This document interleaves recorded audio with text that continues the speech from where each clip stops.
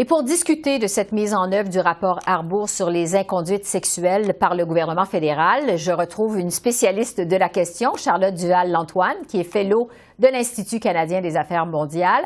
Bonsoir, Madame Duval-Lantoine. Bonsoir. Je vous demanderais d'abord, l'ex-juge Arbour, on le sait, recommandait des changements en profondeur dans les structures et les façons de faire de l'armée canadienne. Quelle est votre première réaction? Est-ce que la ministre de la Défense est à la hauteur du défi avec sa réponse au rapport Arbour, vous pensez? Je trouve cette réponse très encourageante et la ministre Anand demande qu'elle est vraiment à la hauteur du défi face à elle. Pour la simple et bonne raison que c'est la première fois depuis 1997 que l'on voit un ministre de la Défense être aussi engagé dans des questions culturelles et militaires. C'est sans précédent au XXIe siècle et c'est quelque chose que on n'a pas vu avec la mise en place du rapport Deschamps. Donc, c'est extrêmement encourageant de voir une réponse aussi forte, aussi passionnée et aussi transparente que celle que l'on avait aujourd'hui. Sur l'une des principales demandes de l'ex-juge Arbour dans son rapport, on parlait de la recommandation phare, finalement, de son rapport Arbour. C'est le fait que les plaintes liées aux inconduites sexuelles dans les forces armées doivent être traitées au civil et non plus par la justice martiale. La ministre de la Défense va de l'avant, mais elle dit que ça va prendre du temps. À quel point c'est un défi, ce changement, surtout quand on voit tous les délais devant les tribunaux civils? Ça va être un changement qui va prendre beaucoup de temps parce que, comme la ministre l'a dit, c'est quelque chose qui va demander l'engagement de plusieurs juridictions telles que les forces policières provinciales, municipales, fédérales avec la GRC. Et on voit que le ministère de la Défense a des difficultés à entrer dans des négociations en profondeur avec les forces policières qui, certaines d'entre elles d'ailleurs, refusent de prendre ces nouveaux cas-là. Donc, il va y avoir énormément de travail à faire au-delà de juste des changements légaux par rapport à la loi sur la défense nationale, parce que on se retrouve avec des forces policières qui refusent les cas et cela va poser des problèmes pour les victimes qui ne vont pas forcément avoir accès partout au Canada au service civil. Oui, parce que l'autre question qui se pose, justement, c'est de savoir si le système civil va avoir la capacité de traiter tous ces cas qui surviennent dans l'armée canadienne. Qu'est-ce que vous en pensez? C'est compliqué de savoir jusqu'à quel point le changement auquel les forces policières vont faire face, le taux de rapport auquel elles vont faire face va être énorme ou pas et si elles ont les ressources nécessaires. Parce que pour le moment, on se retrouve avec un taux pas très haut au sein des forces armées canadiennes, mais il y a aussi peut-être le problème que il y a une certaine discrétion de la part des officiers commandants de décider si une enquête doit prendre place. Et donc, ça va peut-être changer les choses une fois que les victimes peuvent avoir accès aux services policiers civils.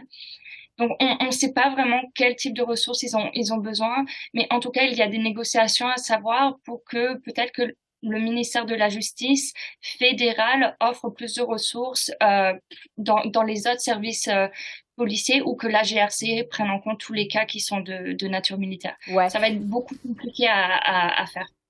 La ministre Anand nous a aussi prévenu, ça va prendre du temps. Il n'y a pas d'échéancier d'ailleurs dans la réponse d'Ottawa au rapport de Louise Arbour. Vous vous attendez à quoi, vous, comme délai? C'est difficile à savoir parce que les forces armées canadiennes ont tendance à avancer de façon lente, comme on l'a vu avec la mise en place de la Déclaration des droits des victimes. Ça a pris bien 4 ans pour mettre en place cette déclaration-là. Donc, ce qu'il va falloir faire, c'est vraiment surveiller que au moins ces efforts continuent à prendre place et ça va être compliqué comme l'a été dit durant le comité sur la défense nationale aujourd'hui que ces efforts continuent à long terme et survivent au-delà de la ministre Anand ou du gouvernement Trudeau parce que on va regarder un échéancier de peut-être une décennie pour qu'on voit vraiment des changements profonds au sein de la culture militaire. Ouais. Autre réponse d'Ottawa, le gouvernement entend aussi aller de l'avant avec un examen du fonctionnement des collèges militaires parce qu'on a observé des problèmes dans les établissements de formation militaire également.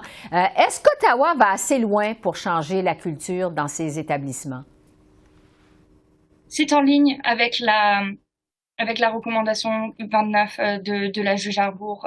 Elle a demandé un examen en profondeur. Donc ça te pose des questions sur est-ce qu'on va aller assez loin, mais pour le moment on peut pas vraiment dire parce que c'est un examen. Donc c'est une mise en place de la recommandation, mais c'est une recommandation qui appelle pour un examen.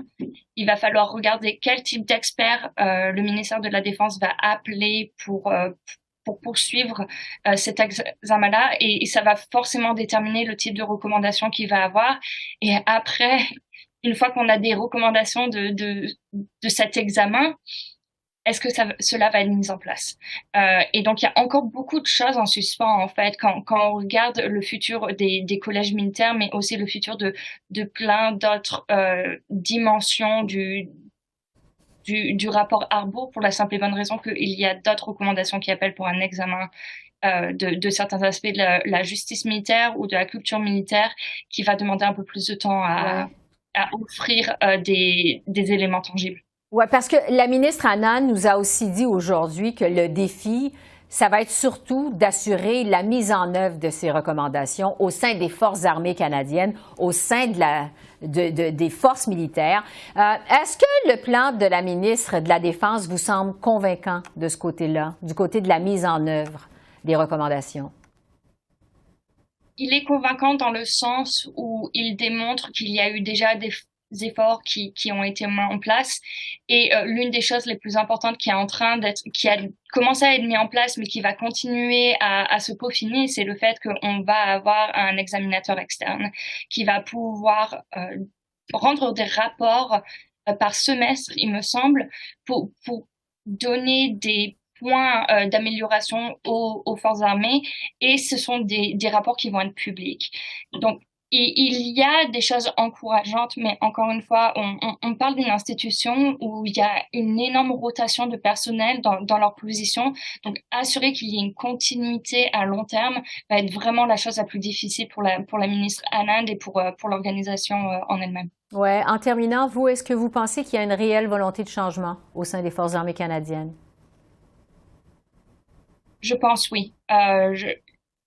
La passion avec laquelle la ministre Anand a parlé aux médias aujourd'hui, et la passion avec laquelle elle a parlé au comité de la défense, et les conversations que j'ai pu avoir avec certains nombres des membres des Forces armées canadiennes, il y a une certaine volonté.